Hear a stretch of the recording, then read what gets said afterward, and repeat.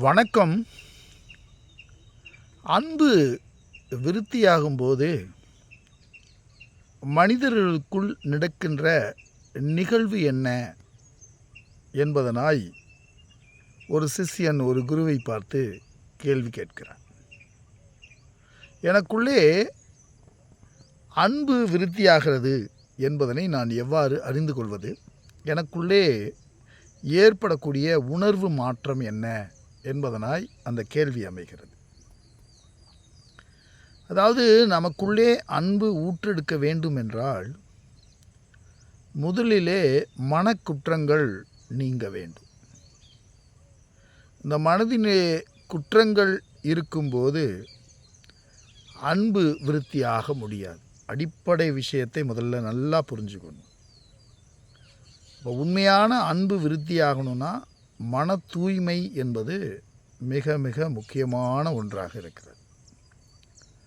அவ்வாறு மன தூய்மை ஒரு மனிதனுக்குள் ஏற்பட்டு போனால் பார்க்கின்ற எல்லா பொருட்களின் மீதும் அன்பு பிறந்துவிடும்.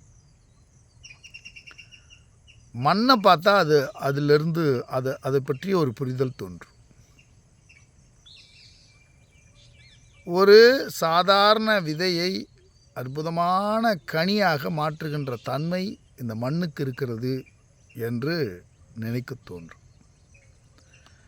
மனம் கமழுகின்ற மலர்களை தருகின்ற தன்மை இந்த மண்ணிற்கு இருக்கிறது என்பதுன்னு இந்த மண்ணின் மீது ஒரு காதல் பிறப்பதற்கு காரணமாகி போகும். இவ்வளவு ஜீவராசிகளை படைப்பதிலே இந்த மண்ணினுடைய பொறுப்பும் தன்மையும் மனிதர்களுக்கு புரிந்து போகும். அதுபோக ஒவ்வொன்றினுடைய இருப்பும் நமக்கு அகக்காட்சியாக தெரியும். ஒன்றின் இருப்பு மற்றொன்றிற்கு ஆதாரம், மற்றொன்றினுடைய இருப்பு மற்றொன்றிற்கு ஆதாரம் என்ற ஒரு தொடர் நிகழ்வு நமக்கு அனைத்தின் மீதும் ஒரு அன்பையும் அதனுடைய இருப்பின் முக்கியத்துவத்தையும் நாம் அறிந்து கொள்வதற்கு பேருதவியாக இருக்கும். இப்போ மரத்தினுடைய இருப்பு, தாவரங்களுடைய இருப்பு, அது கார்பன் டை ஆக்சைடை எடுத்துக்கொண்டு பிராணவாயுவை வெளிவிடுகிறது. அப்போ அந்த பிராணவாயு ஏனைய ஜீவன்களினுடைய இருப்பிற்கு காரணமாகின்றன. ஏனைய ஜீவன்களுடைய இருப்பு அவை ஆக்சிஜனை எடுத்துக்கொண்டு கார்பன் டை ஆக்சைடை வெளிவிடுகிறது. இவைகளுடைய இருப்பு தாவரங்களுக்கு ஒரு எனர்ஜியாக, உணவாக அவைகளுக்கு அது பயன்படுது. இது போன்ற ஒரு கல், ஒரு மண், நீங்கள் நல்லது செய்ய வேணாம், கெட்டது செய்ய வேணாம், எதுவுமே பண்ண வேண்டாம்.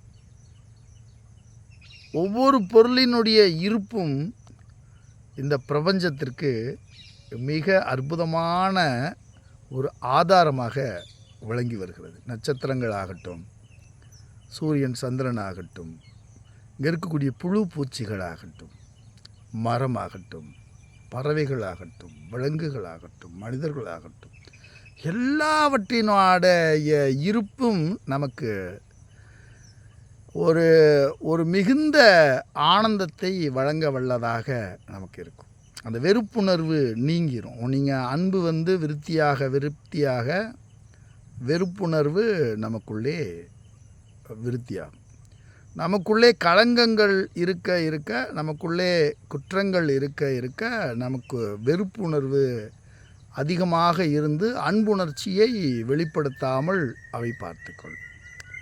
அப்போ நமக்குள்ளே இருக்கக்கூடிய மனக்குற்றங்கள், புலன்களின் வழியாக ஏற்படக்கூடிய குற்றங்கள், இந்த குற்றங்களை நல்லொழுக்கத்தில் நின்று, நன்னெறியில் நின்று, கற்று அறிந்து யாரொருவர் கடக்க வல்லவரோ அவர்களுக்குள் பூரணமான அன்பு மலர்கள் மலர்வது போல சிறிது சிறிதாக மலர்வதை மனிதர்கள் அறிந்து தெளிந்து கொள்ள முடியும். எனவே அது ஒரு ஃபீல். அந்த ஃபீல் ஒரு அற்புதமான வாழ்வை, அற்புதமான விஷனை நமக்குள்ளே உருவாக்கும். அதாவது இந்த புறக்கண்ணிலிருந்து உள்முகமான ஒரு அகக்கண் பார்வை நமக்குள்ளே பிறக்கும். இந்த அகக்கண் மெதுவாக அப்படியே அந்த விஷன் ஒரு மனுஷனுக்குள்ளே வரணுன்னா மன தூய்மையும் நல்லொழுக்கமும் நல்ல தீர்மானமுள்ள ஒரு வாழ்க்கையும் ஒரு மனிதனுக்கு வாய்க்கும்போது அந்த அன்பை, அந்த அன்பு நெறியை, அந்த அன்பு உலகத்தை நீக்கமற அனைத்து பொருள்களிலும் நிறைந்துள்ள அன்பை தரிசிக்கவும் தானும் அதே அன்பாக இருக்கின்ற தன்மையும் மனிதர்களுக்குள் புரிந்து போகும்.